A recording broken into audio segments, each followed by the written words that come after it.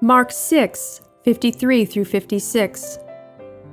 And when they had crossed over, they came to the land of Gennesaret and anchored there. And when they came out of the boat, immediately the people recognized him, ran through that whole surrounding region, and began to carry about on beds those who were sick to wherever they heard he was. Whenever he entered into villages, cities, or the country, they laid the sick in the marketplaces and begged him that they might just touch the hem of his garment. And as many as touched him were made well. Mark 7:25 through 37. For a woman whose young daughter had an unclean spirit heard about him, and she came and fell at his feet. The woman was a Greek, a Syrophoenician by birth, and she kept asking him to cast the demon out of her daughter. But Jesus said to her, "Let the children be filled first, for it is not good to take the children's bread and throw it to the little dogs." And she answered and said to him, "Yes, Lord, yet even the little dogs under the table eat from the children's crumbs." Then he said to her, "For this saying, go your way, the demon has gone out of your daughter." And when she had come to her house, she found the demon gone out, and her daughter lying on the bed. Again, departing from the region of Tyre and Sidon, he came through the midst of the region of Decapolis to the Sea of Galilee. Then they brought to him one who was deaf and had an impediment in his speech, and they begged him to put his hand on him. And he took him aside from the multitude and put his fingers in his ears, and he spat and touched his tongue. Then, looking up to heaven, he sighed and he said to him, "Be opened." Immediately his ears were opened, and the impediment of his tongue was loosed, and he spoke plainly. Then he commanded them that they should tell no one, but the more he commanded them, the more widely they proclaimed it. And they were astonished beyond measure, saying, "He has done all things well. He makes both the deaf to hear and the mute to speak." Mark 9:17 through 29. Then one of the crowd answered and said, "Teacher, I brought you my son who has a mute spirit, and whenever it seizes him, it throws him down, he foams at the mouth, gnashes his teeth, and becomes rigid. So I spoke to your disciples, and they could not cast it out."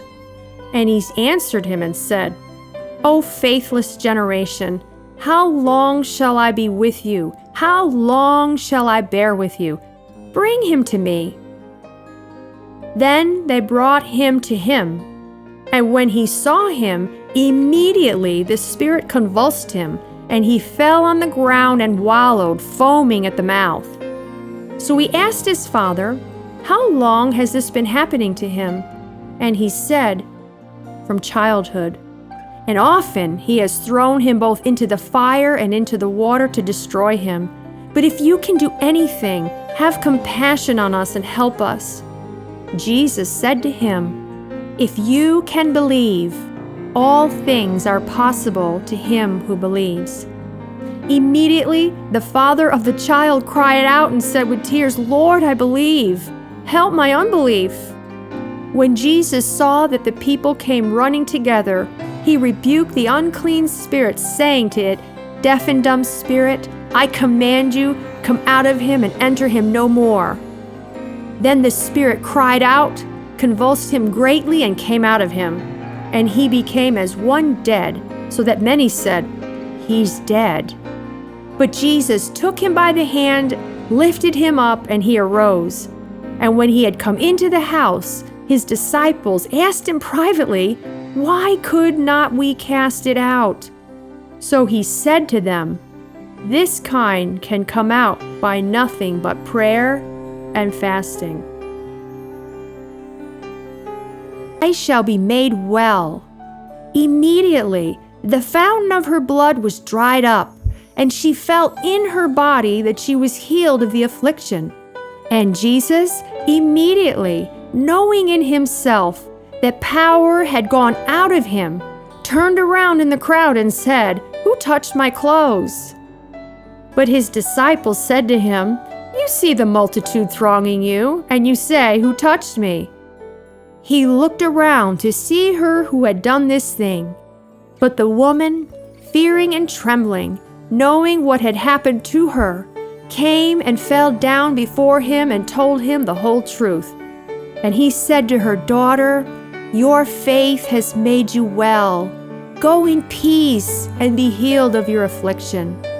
While he was still speaking, some came from the ruler of the synagogue's house who said, "Your daughter is dead. Why trouble the teacher any further?" As soon as Jesus heard the word that was spoken, he said to the ruler of the synagogue, "Do not be afraid, only believe." And he permitted no one to follow him except Peter, James, and John, the brother of James. Then he came to the house of the ruler of the synagogue and saw those who wept and wailed loudly. When he came in, he said to them, "Why make this commotion and weep? The child is not dead, but sleeping." And they ridiculed him. But when he had put them all outside, he took the father and the mother of the child and those who were with him and entered in where the child was lying.